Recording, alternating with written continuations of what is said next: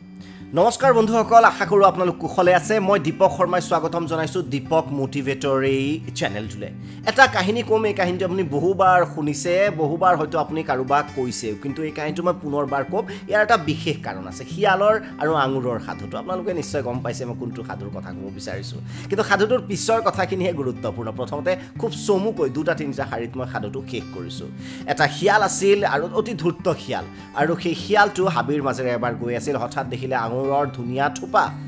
শিয়ালটোই গৈ সেই আঙুৰ থোপা খাবলৈ চেষ্টা কৰিলে, কিন্তু আঙুৰ থোপা যিটো উচ্চতাত আছিল সেই উচ্চতাতকৈ শিয়ালৰ উচ্চতা যথেষ্ট কম। বহুবাৰ চেষ্টা কৰিলে, ঘামি জামি গ'ল, গোটেই শৰীৰৰ সমগ্ৰ শক্তি শেষ হ'ল। সৰ্বশক্তি প্ৰয়োগ কৰাৰ পিছতো আঙুৰখিনি শিয়ালে ঢুকি নাপালে, খাব নোৱাৰিলে। তাৰপিছত শিয়াল গুচি আহিল আৰু ক'লে, ধত এই আঙুৰ খাই নেকি, ইমান টেঙা আঙুৰ, এইবোৰ আঙুৰত মোৰ কোনো ধৰণৰ ইণ্টাৰেষ্ট নাই। বন্ধুসকল, এনেকুৱা ধৰণৰ শিয়াল আমাৰ সমাজত বহু আছে। হয়তো আপোনাৰ ওচৰে পাজৰেও এনে শিয়াল আছে। এনে শিয়ালক আপুনি চিনি থোৱাটো অত্যন্ত জৰুৰী। কোনবোৰ শিয়াল? যিবোৰ মানুহে আপোনাক নিজে এটা তেওঁ কাম কৰিব নোৱাৰে, আৰু আপুনি যেতিয়া কামটো কৰিবলৈ আগবাঢ়ি যাব তেতিয়া আপোনাক ঠাট্টা মস্কৰা কৰিব।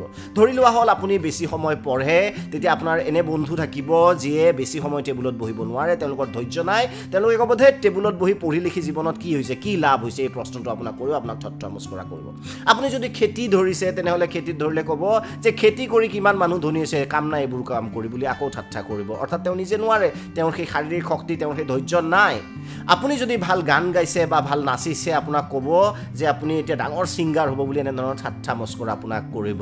অৰ্থাৎ তেওঁ গান গাব নোৱাৰে। আপুনি যদি জিমত যোৱা আৰম্ভ কৰিছে, ৰজনীগন্ধা গুটখা এইবোৰ নাখায়, শৰীৰটোৰ ওপৰত গুৰুত্ব দিছে, তেনেহ'লে ক'ব যে জিমত গৈ ছালমান খান হ'ব গৈছে বা বৰুণ ধাৱন হ'ব গৈছে, এই বুলি আপোনাক ঠাট্টা কৰিব।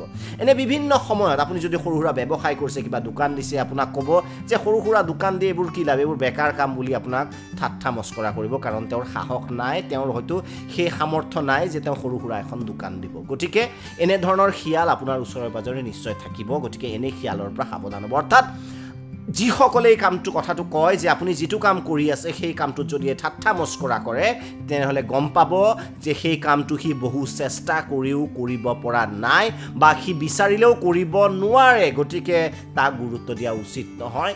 শিয়াল আৰু আঙুৰৰ সাধুটো মনত পেলাব। মই দীপক শৰ্মাই বিদায় লৈছোঁ। যিটো কাম কৰি আছে মন দি কৰক, আনে কি কয় গুৰুত্ব নিদিব, ঠাট্টা মস্কৰা কৰি থাকিব। আপুনি নিজৰ কাম কৰক, সফলতা এদিন আপোনাৰ ভৰি চুব। মই দীপক শৰ্মাই বিদায় লৈছোঁ। ধন্যবাদ।